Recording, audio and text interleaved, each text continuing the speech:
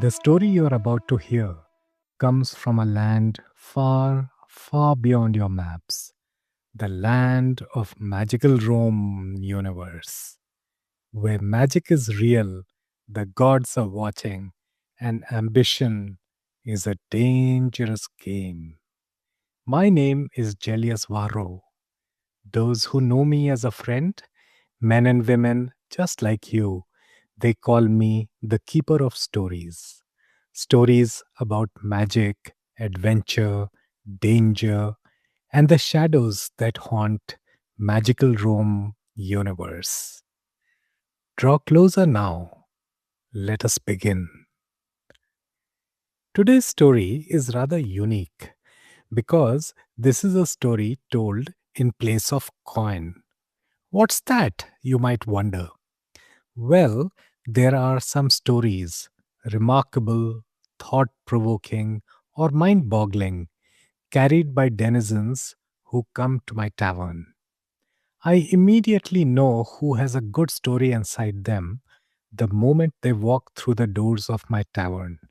That's a gift I have, being the keeper of stories.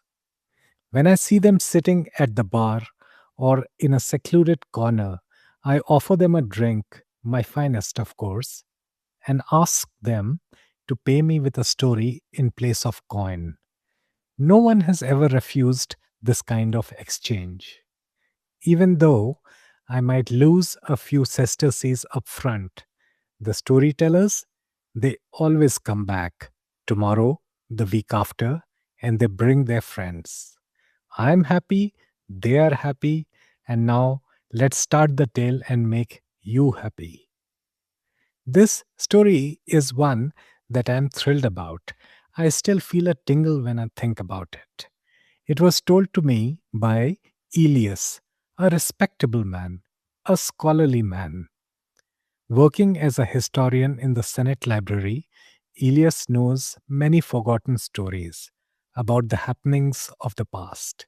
So his word is good for me. One evening, when Elias sat at my bar, I offered him a cup half filled with a fine blend of red and white grapes, coming all the way from Cyprus across the Great Sea. And I asked him to tell the story about the family feud between Senator Ocella and Senator Crassus. Crassus is the richest man in our city, and Ocella is the most powerful, or at least it is whispered that he is. Both are prominent patricians because they belong to the upper class of denizens. Many say that it would be a boon for magical Rome universe if the two great men combined forces. But there stands a generational conflict between them that cannot be resolved. Perhaps it is better how things stand because friendship between giants often spells disaster for those who live in their shadow. That's what I feel. Now let's come back to Elias. When I made my story request, he looked surprised. His deep brown eyes hold many a secret that he is reluctant to part with. He seemed to ponder as he held my gaze while I mixed water in his wine and passed the cup to him. Elias took a few sips, his eyes still locked onto mine. Slowly, as the warmth of the wine rose from his throat, his gaze softened and his face relaxed. He was on the brink of making a decision. Some more sips later, he leaned forward. I will tell you the story, Gellius, but don't blame me if you have more questions than answers in the end. And so he began a tale that still haunts me. Before narrating this story, let me tell you about a practice in my universe that started during the age of the ancient kings and has lasted for centuries. In your universe, I have heard that cemeteries are located within your towns and cities. But we, the denizens of magical Rome universe, we bury our dead outside the city walls. No one knows why, but conventional wisdom states that the dead should not be allowed to pollute the living. You'll agree with me when I say this. Conventional wisdom is more about convention than it is about wisdom. So I will not ponder whether our practice is right or wrong because I am the keeper of stories, not the keeper of morals. But I digress. Here's Elias's story, which I am passing on to you. Many roads exit our great city, like the Via Appia and Via Flaminia, going to all parts of the world. During the days, merchants, travelers, even senators and priests walk these roads. But at night, the roads are deserted, the realm of the dead, because along these roads lie the tombs of our ancestors. The upper class denizens build mausoleums with towering statues of granite and marble, their genetic status frozen in stone and stressed across time. Tombs are sacrosanct. Violating them is a crime against the gods of the underworld, and also a crime against the family's legacy and prestige. Punishments for tomb robbing are severe. The nature of punishments depend on which social class the criminals belong to. While the lower classes can be forced into slave labor in the mines or even executed, the upper class denizens, if they ever get convicted, are banished to a remote island on the Great Sea. Because of these harsh punishments, tomb robbing instances are few and far between. Nevertheless, one incident was so absurd, so vile, that it stunned those who heard and those who penned it down. 40 years ago, a tomb in the Osella mausoleum was broken into, but not for the usual reasons.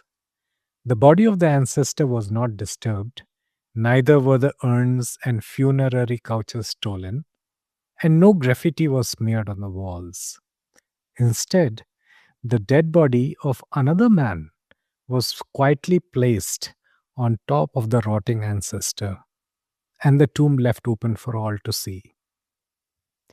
When morning came, the new corpse was identified as a slave from the family of Crassus.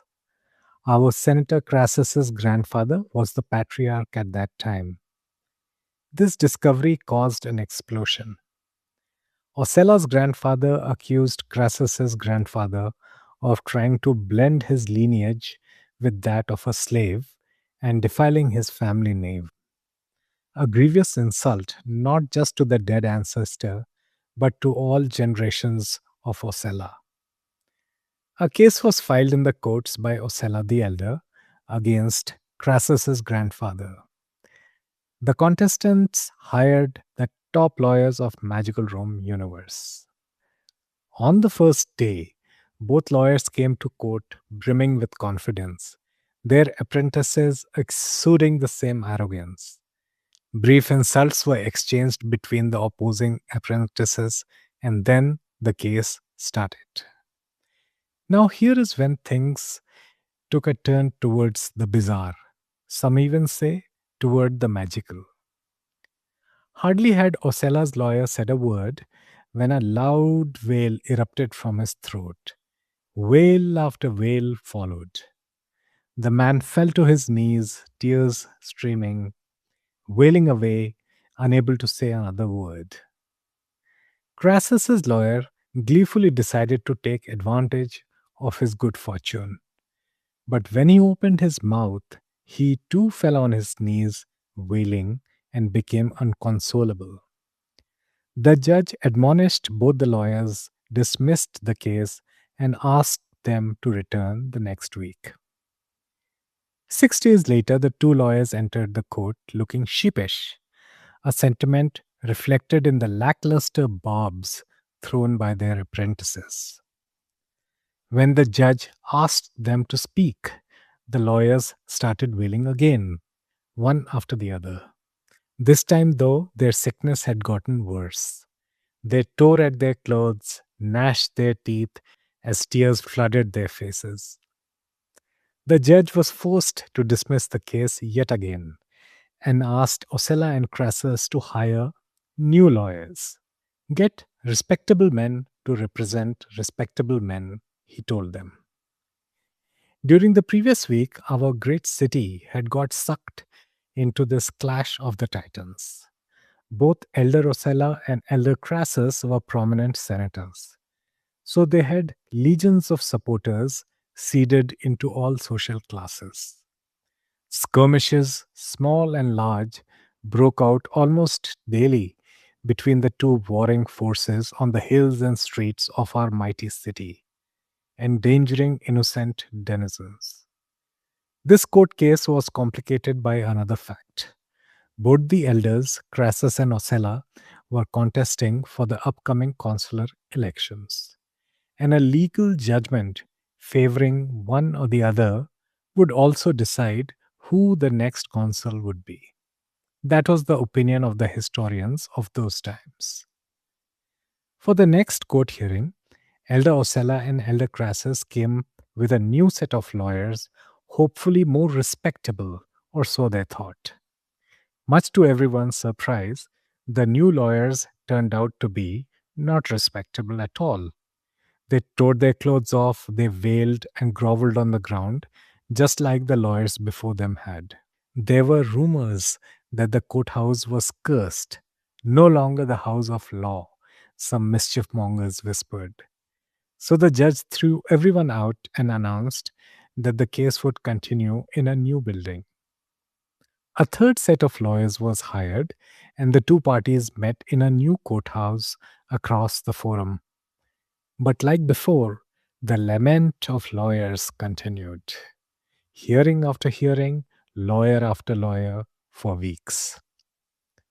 2 months later, there was no light at the end of the legal tunnel, and our great city was on the brink of civil war.